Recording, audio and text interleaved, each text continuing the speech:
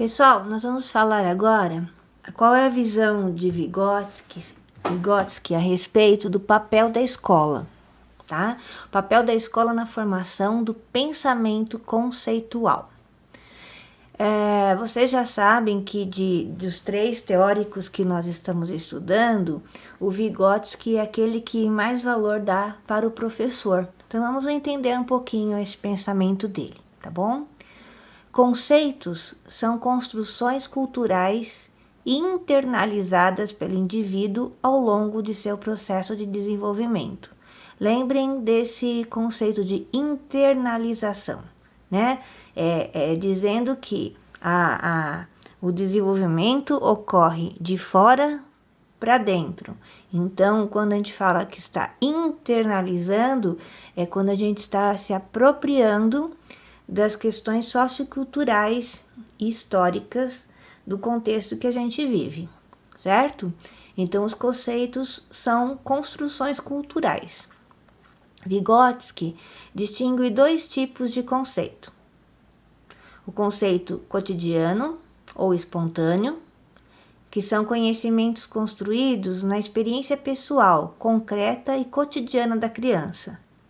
Tem um pouco aí da questão do senso comum, que a gente já conversou, mas também tem um pouco do conceito de Piaget, de a própria pessoa interagir com os objetos, com o meio, né, diretamente, e daí chegar a conclusões. Esses são os conceitos cotidianos ou espontâneos. E tem os conceitos científicos, aqueles elaborados na sala de aula, adquiridos por meio do ensino sistemático. São aqueles eventos não diretamente acessíveis à observação ou ação imediata da criança. Então, assim, são conceitos que a escola acaba sendo responsável por passar para os alunos, certo? Eu vou dar um exemplo. Quando eu trabalhei em creche em São Paulo, creche da Prefeitura de São Paulo, as crianças tinham lá materiais muito bons. Um deles eram blocos lógicos. E os blocos lógicos, eles são materiais que, para que a criança possa usufruir no máximo daquele material, do potencial de aprendizagem, precisa ter um professor, um adulto que estimule atividades. Porque, não sei se todos conhecem, mas são peças de madeira coloridas, triângulos, quadrados, círculos e retângulos de espessuras diferentes, cores diferentes e tamanhos diferentes. E lá as crianças brincavam espontaneamente com esse material na época, né? Já faz muito tempo. Eles não tinham ali um trabalho pedagógico propriamente dito. Então, aquelas crianças, elas por si só, mesmo explorando, tendo contato com aquele material todo dia, elas não conseguiam se apropriar do potencial daquele material, que é justamente trabalhar a noção de cor, forma, tamanho e espessura. O que elas faziam? Elas pegavam as pecinhas de madeira e iam brincar na areia, né? Ou então tacavam para cima. Elas gostavam muito de jogar em cima do telhado para ver quem conseguia jogar aquelas peças. E, no entanto, aquele material é tão rico que pode, inclusive, ser trabalhado até no ensino médio para noções de matemática, lógica matemática.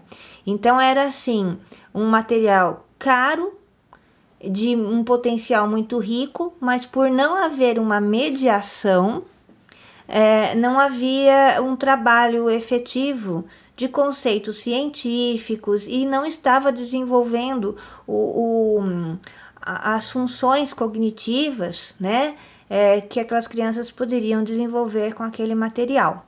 Então, não é simplesmente estar exposto a um material de boa qualidade que a criança vai se desenvolver adequadamente. Precisa, então, no caso, e essa visão de Vygotsky, ter a intervenção, a mediação de um professor, de um adulto ou de uma outra pessoa que saiba mais e que possa ajudá-la nesse caminho.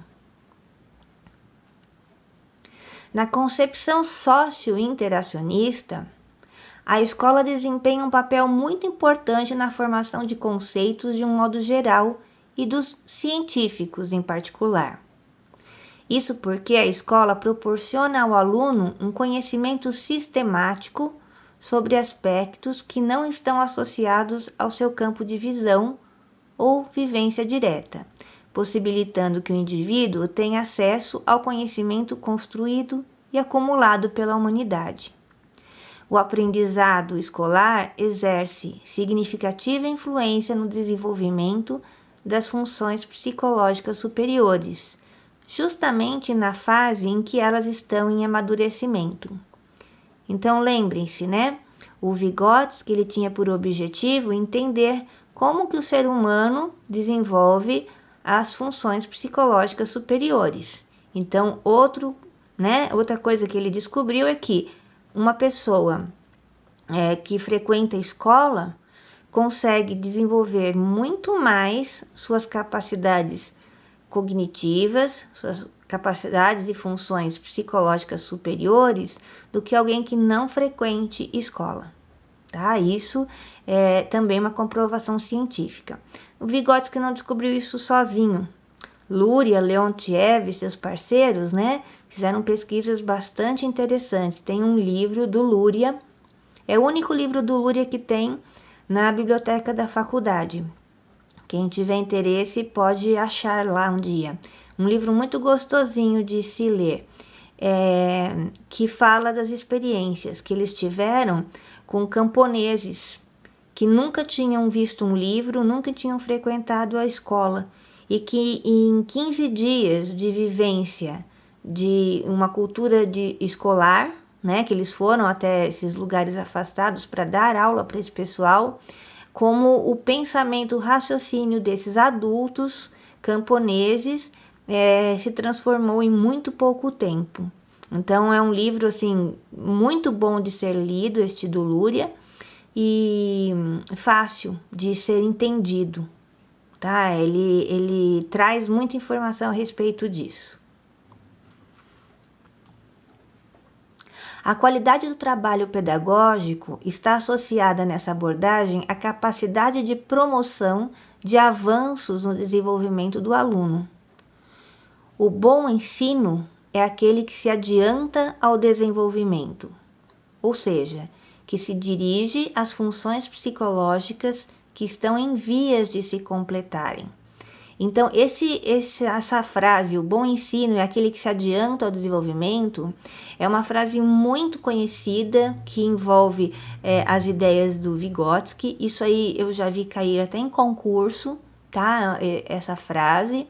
E diz respeito à questão de o professor ser uma peça-chave em trabalhar na zona de desenvolvimento proximal do aluno, favorecendo que ele avance no seu raciocínio, tá? Então, o professor, embora não dê para observar objetivamente onde está a zona de desenvolvimento proximal, porque tem muitas ocorrendo ao mesmo tempo, o professor é aquele que está trazendo o aluno de um ponto para um seguinte mais evoluído, tá? Se não fosse assim, ficaria muito difícil de entender qual é o papel da escola afinal, não é verdade? Por exemplo, se no começo do ano alguém falasse para vocês assim, estude Vygotsky, eu tenho certeza que seria muito mais difícil para a maioria das pessoas, pelo menos, estudar Vygotsky sozinho. Ia demorar muito mais tempo e dar muito mais trabalho. Porém, quando tem o professor que indica a leitura, que explica, que mostra o caminho, que faz esse processo de mediação, todo o processo ele é mais rápido e mais eficiente, ok? Continuando, a escola desempenhará bem seu papel à medida que, partindo daquilo que a criança já sabe, ela for capaz de ampliar e desafiar a construção de novos conhecimentos, ou seja, incidir na zona de desenvolvimento potencial dos educandos. Dessa forma, poderá estimular processos internos que acabarão por se efetivar passando a constituir a base que possibilitará novas aprendizagens. O ensino sistemático não é o único responsável pelo desenvolvimento da zona de desenvolvimento proximal. O brinquedo é uma importante fonte de promoção de desenvolvimento.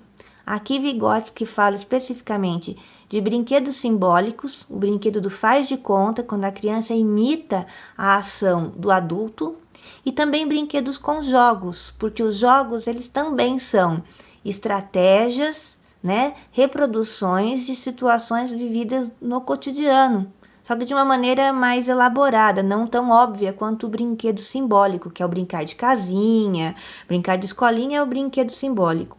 E os jogos de regra seriam uma reprodução de estratégias de vida. Então, dependendo da idade da criança, ela usa mais ou o brinquedo simbólico ou o brinquedo, né, os jogos de regra, ok? Mas, de qualquer forma, um ou outro tem também a função parecida, né, com a da escola, no sentido de favorecer esse desenvolvimento de uma maneira sistemática. Através do brinquedo, a criança projeta-se nas atividades dos adultos, procurando ser coerente com os papéis assumidos. O esforço em desempenhar com fidelidade aquilo que observa em sua realidade faz com que ela atue num nível bastante superior ao que na verdade se encontra. No brinquedo, é como se ela, a criança, fosse maior do que é na realidade. Então, quando ela está brincando de casinha e atuando como papai, como a mamãe, ou brincando de escolinha, atuando como a professora, ela está também sendo incentivada a ir a um nível maior do que ela está no momento, ok? Depois que a escola começou a incorporar as ideias de Vygotsky, entender o que houve de mudança, né? Teve uma escola diferente do que é hoje em dia. Então, algumas coisas ocorreram. Então, vamos pensar aqui em algumas mudanças que para nós parece uma coisa natural, mas isso só ocorreu a partir do momento que foi estudado, né? Foram estudadas todas as ideias de Vygotsky. Então, participação ativa do sujeito e a aceitação das diferenças individuais. Isso é uma coisa muito própria das ideias de Vygotsky. Descoberta assistida versus descoberta independente. Então, uma escola que tenha uma descoberta independente, ela está mais para o lado de Piaget. Deixa a criança explorar de uma maneira intuitiva, de uma maneira espontânea, o ambiente. E aí ela vai aprender, agindo diretamente. Porém, as ideias do Vygotsky diz que só isso não basta, tem que ter uma descoberta assistida, onde o adulto vai fazendo a mediação e puxando, né, a criança para um nível maior de raciocínio. Outra coisa, jogo de faz de conta é o contexto ideal para promover o desenvolvimento cognitivo. Então, nos últimos anos, últimos décadas, podemos dizer assim, na educação infantil, há a possibilidade de a criança usar os jogos de faz de conta, brincar de casinha, brincar de escolinha, coisa que isso não era pensado, né, antes de Vygotsky. Não existia um momento de brincar de casinha, a criança brincava com isso na casa dela, mas não dentro do contexto escolar. Tá? Dentro escolar é mais rico, porque de repente tem materiais que ela não tem em casa, tem um professor que pode favorecer situações onde aquele brincar de casinha se torne mais rico, tá ok? Promove a aprendizagem cooperativa e em conjunto, são os trabalhos em grupo, um ajudando o outro, isso é bem Vygotsky, tá? Atividade entre estudantes de diferentes níveis de competência, não se separa mais a sala A, da sala B, da sala C, com diferentes níveis, alunos fortes, fracos e médios, né? Hoje todos estão juntos interagindo para um ajudar e estimular o outro. O acompanhamento e utilização da zona de desenvolvimento proximal da criança, né? É algo que está no dia a dia da sala de aula, o professor tem que ter consciência do que ele está fazendo. Utilizar os pares com mais competência como professores. Então, formar duplas, né? Grupos mais heterogêneos. A monitorização e encorajamento da linguagem, discurso interior, é fazer a criança pensar, conversar com ela no sentido de não simplesmente dar uma resposta, mas ela ter uma segurança em dizer como que ela chegou àquela resposta e como fazer um planejamento para uma resposta futura, ok? A instrução em contextos significativos, que vem lá desde Ausubel, né? Aquela coisa do que a criança já traz com ela e dali continuar. E a transformação completa nesse sentido da sala de aula. Críticas. Toda teoria passa a ter